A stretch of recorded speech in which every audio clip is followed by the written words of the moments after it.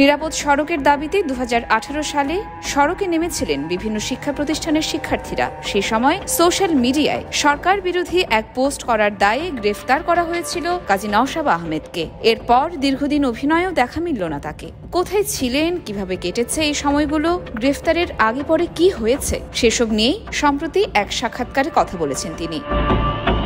এ সময় নওশাবা জানিয়েছেন গ্রেফতারের পর কতটা দুর্বিষহ সময় পার হয়েছে তার জীবনে। গ্রেফতারের পর 4 দিনের রিমান্ডে নেওয়া হয়েছিল তাকে। সেখান থেকে কারাগারে প্রেরণ করা হয় এই অভিনেত্রীকে। 2018 সালের 21শে আগস্ট 5,000 টাকা মুচলেকায় সিএমএম আদালতে জামিনে মুক্তি পান নওশাবা। সেই সময় নওশাবার গ্রেফতার ও তার সাথে ঘটে যাওয়া ঘটনাগুলো বেশ চর্চিত ছিল। নওশাবা জানান, ফেসবুকে সেই স্ট্যাটাস দেওয়ার পরে মাত্র 13 মিনিটে সবকিছু হ্যাক করা হয়েছিল। এর কিছুক্ষণ পরেই গ্রেফতার করা হয় তাকে। বিগত 6 বছরে কোথাও বেশি দিন থাকতে পারেননি নওশাবা। প্রচারের অপেক্ষায় থাকা সেই পডকাস্ট শোয়ের একটি ছবি পোস্ট করেছেন তানভীর তারেক। সেটি উল্লেখ করে তানভীর তারেক লিখেন, 2018 সালে প্রথম রুলিং পার্টির অন্যায়ের বিরুদ্ধে প্রতিবাদকারী শিল্পী হলেন অভিনেত্রী কাজী নওশাবা আহমেদ। এরপর আয়না ঘরে তাকে 21 দিনের নির্যাতন, অতঃপর রিহ্যাবে 6 মাস।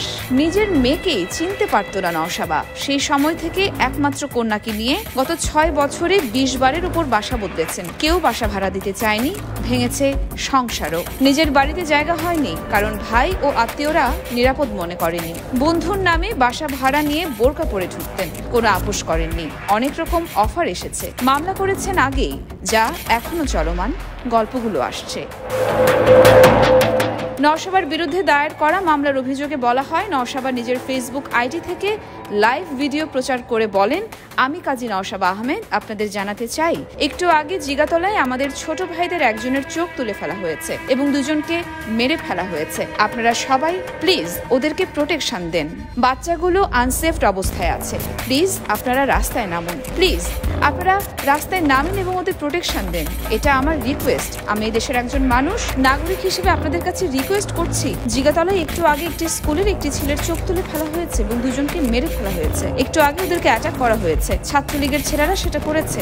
আমরা 71-এ পেরেছি, 52-তে পেরেছি, এবারও পারবো। আমাদের দরকার নেই কাউকে। মামলার অভিযোগে আরো বলা হয়, কাজী নওশাবার এই আহ্বান মুহূর্তের মধ্যে দেশি বিদেশি সামাজিক ও ইলেকট্রনিক্স মাধ্যমে ভাইরাল হয়। ফলে জনমনে আতঙ্ক ও বিদ্বেষ ছড়িয়ে পড়ে। বিভিন্ন গণমাধ্যম কর্মীরা তার এই মিথ্যা প্রোপাগান্ডার উৎস জানার জন্য ফোন করলে তিনি তার সপক্ষে সঠিক কোনো ব্যাখ্যা দিতে পারেননি। প্রকৃতপক্ষে ওই সময় জিগাতলায় ওরকম কোনো ঘটনা ঘটেনি। নওশাবা ইচ্ছাকৃতভাবে ও পূর্ব পরিকল্পিতভাবে রাষ্ট্রের ভাবমূর্তি ক্ষুণ্ণ করার জন্য এবং জনসাধারণের অনুভূতিতে আঘাত করার জন্য এরূপ মিথ্যা ও মানহানিকর বক্তব্য প্রকাশ করে।